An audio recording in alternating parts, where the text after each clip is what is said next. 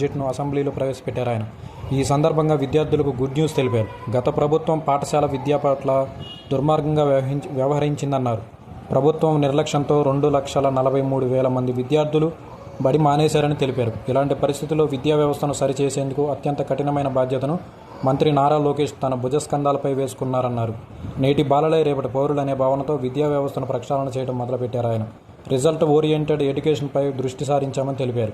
Artificial intelligence వంటి technology విషయాలను ప్రధాన పాఠ్యాంశాలుగా తీసుకురావడానికి ఆయన చేసిన ప్రయత్నాలతో రాష్ట్ర పిల్లల భవిష్యత్తు రాణించడానికి సిద్ధంగా ఉన్నామని పయ్యావుల కేశవ్ తెలిపారు. ప్రతి సంవత్సరం 2025 నుండి 26 విద్యా సంవత్సరం నుండి 15,000 ఆర్థిక సాయాన్ని తల్లికి అందించనున్నామని తెలిపారు.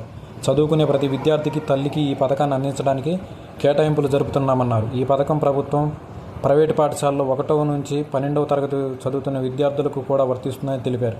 సర్వేపల్లి రాధాకృష్ణ విద్యా మిషన్ పథకం ద్వారా 35 లక్షల మంది విద్యార్థులకు ఉచితంగా పుస్తకాలు, యూనిఫాములు, డొక్కా సీతమ్మ మధ్యాహ్న బడి భోజనం పథకం ద్వారా ఈ విద్యార్థులకు పౌష్టికాహారాన్ని అందిస్తున్నామని మంత్రి పయ్యావుల కేశవ్ పేర్కొన్నారు.